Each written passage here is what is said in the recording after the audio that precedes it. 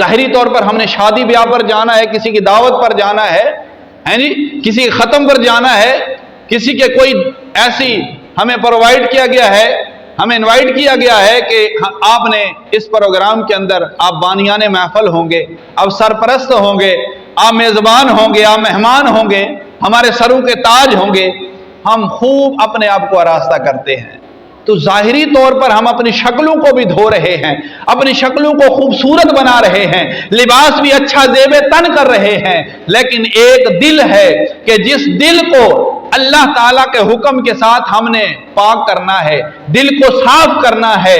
ظاہری طور پر تو ہر کوئی پاک ہو جاتا ہے، صاف ہو جاتا ہے، لیکن جب تک انسان کا دل پاک نہیں ہوتا، نہ وہ ظاہری پاکیزگی ہمیں فائدہ دیتی ہے، نہ وہ ہمیں ظاہری خوبصورتی پیدا دیتی ہے، نہ ہمیں وہ ظاہری لباس پیدا دیتا ہے، بلکہ فائدہ وہی دے گا کہ جب ہمارا دل پاک ہو جائے گا، ہمارا دل صاف ہو جائے گا، پھر اگرچہ ہم اچھے سے اچھے لباس کی طرف ترجیح نہ دے کر بھی اگر سادہ لباس پہنیں گے تو اللہ تعالیٰ کے ہاں ہم مبارک اور بابرکت بن جائیں گے۔ تبارک و تعالیٰ نے ارشاد فرمایا خطب اللہ علی قلوبہم، کہ میں نے کافروں کے دلوں پر کیا کیا؟ مہریں لگا دی۔ اللہ تعالیٰ کا فرمان ہے، کافروں کے دلوں پر مہریں لگا دی۔ اب اس مہر سے مراد کیا ہے؟ آپ دیکھتے ہیں ڈاک خانے کے اندر جاتے ہیں، منی آرڈر ہے، کوئی بھی چیز آپ اسے کرنا چاہ رہے ہیں تو آپ نے دیکھا ہوگا کہ وہ اپنے پاس لے کر اسے ایک خاص لفافے میں بند کر کے اس پر مہر ضبط کر دیتے ہیں۔ اور مہر لگانے کا مقصد کیا ہوتا ہے کہ یہ جو چیز اندر پیک ہو چکی ہے یہ باہر نہیں آ سکتی، باہر کا بندہ اسے نظر نہیں کر سکتا، دیکھ نہیں سکتا، ایسے ہوتا ہے نا، اسے کوئی نہیں دیکھ سکتا۔ تو اللہ تبارک و تعالیٰ نے کافروں کے دلوں پر اس قدر مہر لگا دی کہ نہ ہی وہ اب نصیحت کو قبول کرتے ہیں اور نہ ہی وہ ہدایت کے راستے کی طرف آ سکتے ہیں، نہ ہی وہ ہدایت کا راستہ دیکھ سکتے ہیں، کیونکہ رب کا فرمان ہے میں نے ان کے دلوں پر مہر لگا دی ہے۔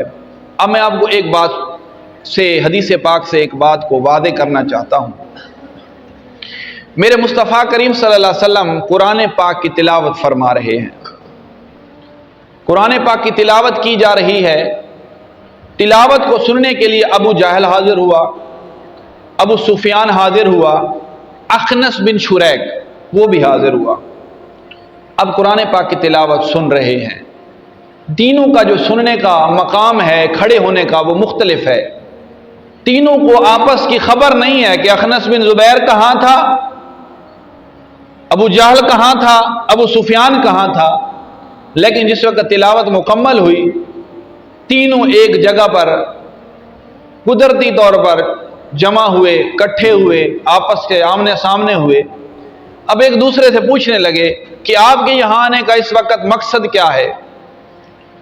دوسرے نے پوچھا آپ کے آنے کا کیا مقصد ہے؟ بالآخر انہوں نے اقرار کیا کہ ہم گزر رہے تھے، ہم نے قرآن پاک کی تلاوت سنی اللہ کے نبی کی زبان سے، اور اس قدر تلاوت کا انداز تھا، اس قدر مٹھاس تھی، اس قدر لذت تھی کہ ہمارے قدم آگے بڑھ ہی نہیں پائے۔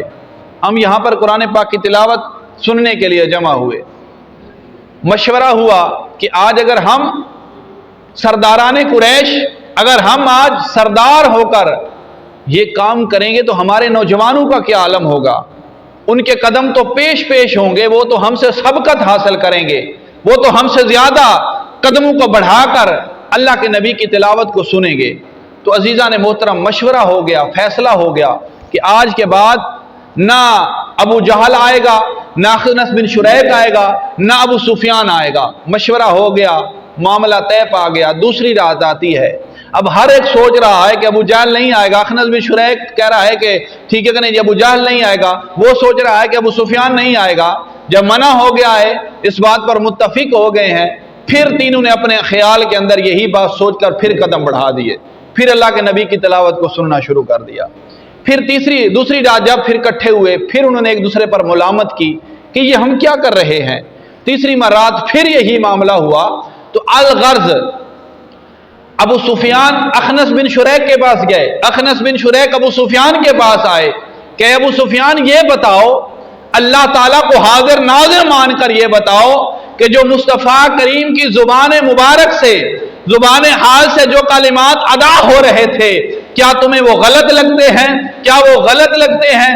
کیا وہ اللہ کا کلام نہیں ہے؟ کیا وہ بناوٹی کلام ہے؟ پھر انہوں نے ایک دوسرے پر امادگی ظاہر کرتے ہوئے، رضامندی ظاہر کرتے ہوئے، اخنس بن شریک نے ابو سفیان کے کلمات کو اور ابو سفیان نے اخنس بن شریک کے کلمات کو سراہا اور کہا کہ بے شک یہ اللہ تعالیٰ کا کلام ہی ہے، اور ہم گواہی دیتے ہیں کہ یہ محمد مصطفیٰ اللہ کے سچے رسول ہے۔ نعرہ تکبیر، نعرہ رسالت، نعرہ تحقیق، نعرہ حیدری۔ پھر کیا ہوا؟ پھر وہ جمع ہوئے، حاضر ہوئے ابو جہل کے پاس۔ ابو جہل سے کہا سارا معاملہ۔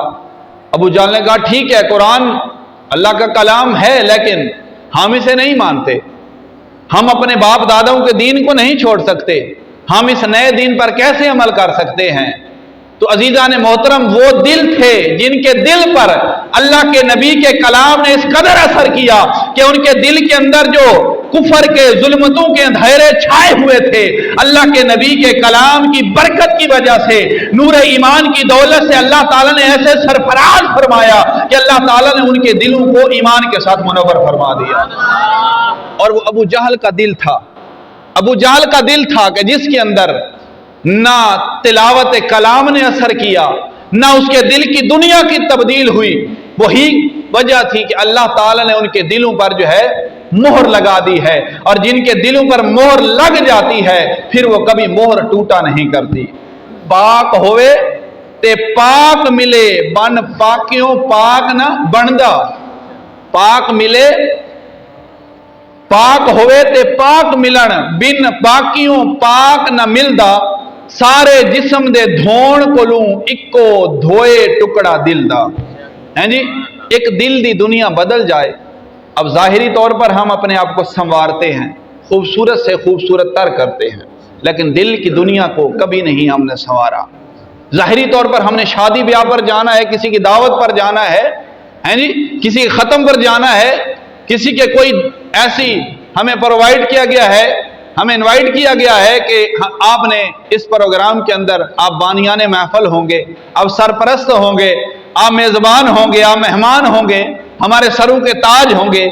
ہم خوب اپنے آپ کو آراستہ کرتے ہیں، تو ظاہری طور پر ہم اپنی شکلوں کو بھی دھو رہے ہیں، اپنی شکلوں کو خوبصورت بنا رہے ہیں، لباس بھی اچھا زیب تن کر رہے ہیں، لیکن ایک دل ہے کہ جس دل کو اللہ تعالیٰ کے حکم کے ساتھ ہم نے پاک کرنا ہے، دل کو صاف کرنا ہے۔